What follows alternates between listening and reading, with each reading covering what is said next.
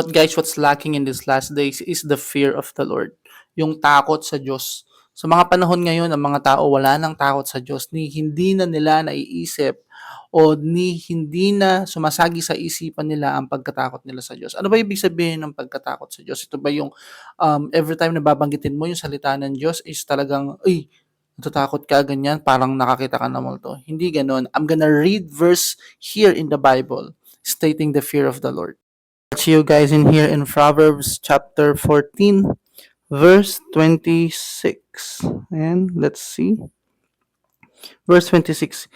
In the fear of the Lord, one has a strong confidence, and his children will have refuge.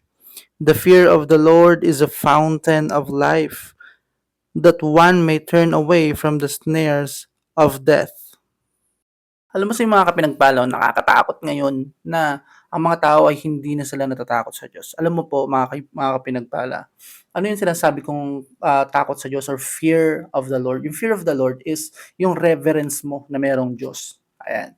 Yung reverence mo na merong Panginoon na nakatingin sa'yo, na nakamatsyag sa lahat ng iyong gagawin. Yung bang kahit wala kung nag-work ka, kahit wala kang boss, kahit walang supervisor na nakatingin sa'yo, because you have this great relationship to God, okay, meron kang takot sa Diyos, gagawin mo yung mga bagay na dapat, na tama, nakalulugod sa kanyang harapan. Even, let's say for example, ikaw ay isang Christian and ikaw ay OFW or malayo ka sa pamilya mo, no, ikaw ay lalaki or babae, hindi ka gagawa ng mga masasamang bagay dahil lang malayo ang asawa mo o yung partner mo. Why? Because you know in your heart that the fear of the Lord is in you. Ano ibig sabihin? Yung matinding reverence mo sa Panginoon, sa kanyang mga salita, yung matinding paggalang mo sa Diyos.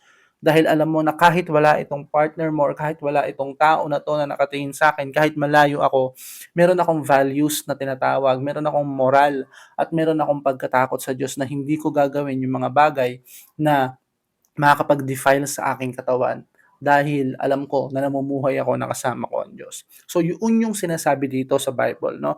Sa verse 26 ng Proverbs 14, it has a strong confidence, sabi niya, and his children will have refuge, no? So kapag ka pala ikaw ay natakot sa Diyos, kapag meron kang reverence sa ating Panginoon, hindi lang sa'yo, okay? Hindi lang ikaw yung makikinabang nito. Bagkus pati yung mga anak mo, yung mga children's mo, mga descendants mo ay makikinabang dito. And the fear of the Lord is a fountain of life.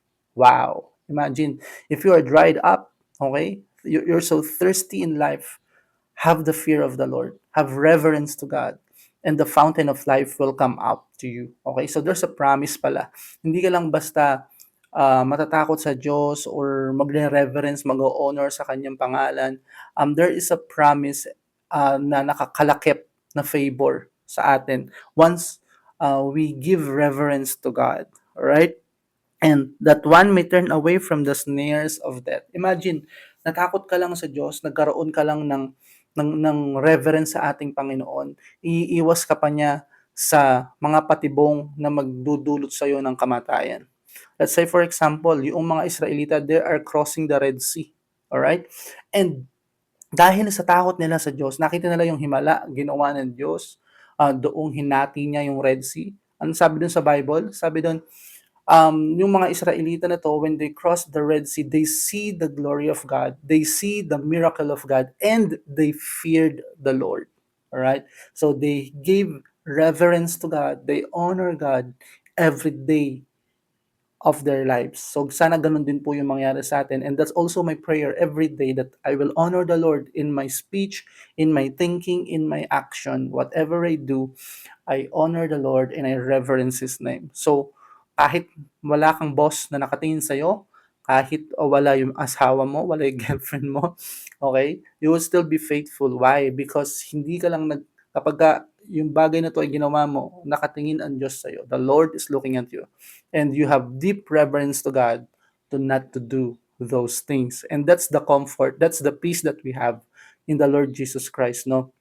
Na kahit saan man tayo magpunta dako, alam ko na ang Diyos ay nakatingin, ang Diyos ay nakikita niya kung sino ang mga taong takot sa Kanya. Hindi yung takot na, hindi yung ganong takot mga kapinagbala, kundi yung takot, yung may reverence, yung merong paggalang sa Kanya at sa Kanyang mga salita. I pray that the Lord will bring reverence, conviction in your heart that you will honor the Lord with whatever you do. God bless you, kapatid. God bless you.